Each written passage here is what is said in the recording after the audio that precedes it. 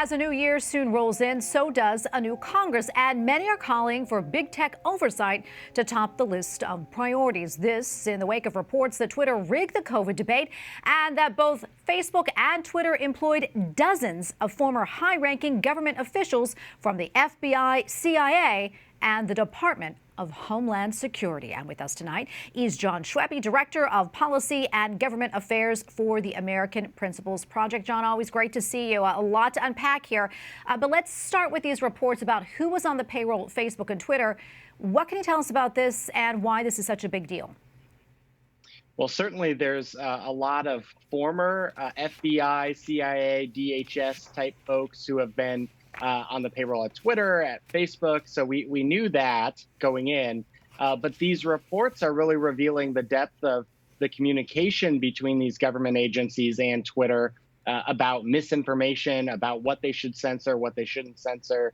And, I think anyone who's reading these reports, it's hard not to see this as a clear First Amendment violation where the government is acting, to try to reduce the speech of people. Yeah, and in this latest Twitter dump, which happened on Christmas Eve, it was reported that Twitter rigged the COVID debate by suppressing certain doctors or other people who questioned the lockdowns or proposed alternative treatments for COVID. Excuse me. John, your reaction to this, and why do you think Twitter moved to muzzle certain voices?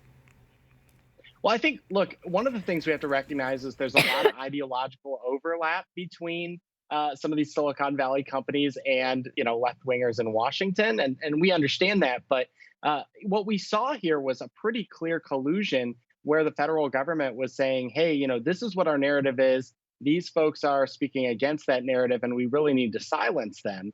And, what ended up happening on a lot of these issues is that the people who were silenced, who were censored on these social media platforms, turned out to be right. One of the earliest things that the social media platform censored was the lab leak theory that COVID may have come from a lab in China. And that ended up being, most people agree now that that actually is what happened. So again, this is the danger in censoring. We need to have the free market of ideas kind of work to figure out what the truth is. And that means that sometimes, there will be misinformation out there, and that's actually okay. We got to figure it out. People are smart. They can figure it out for themselves. Yeah, John, we have probably about 90 seconds or so left. I want to talk about last week's omnibus bill. It sounds like it kept the government open and provided support for Ukraine, but it did nothing to combat the border crisis and even sent money to places like Planned Parenthood. What more do you know about this? I think it's disappointing. I think a lot of, we just had an election where we sent Republicans to take over the House. I think, voters anticipated that meant that Republicans would have some say in what the 2023 budget looked like. And unfortunately, we had some capitulation among Republicans in the Senate that allowed for basically a Democrat wish list to go through. And, it's $1.7 trillion. I remember when we were talking about billions being a lot of money. So this is, again, I think it's just disappointing. This process is really gross. We need to have these spending bills work their way through committees, not being, written on K Street in dark rooms and then just handed to the members, 24 hours before they vote. It's just a real disservice, and it's not really democracy. I think people are pretty frustrated with it. Yeah. John, something else really quickly, almost out of time, but I want to get your take on this. Something else that was included in that spending bill was a ban on TikTok. But this isn't the first time that TikTok has been banned. Let's talk about that and why we're kind of back at the same place we were a couple of years ago.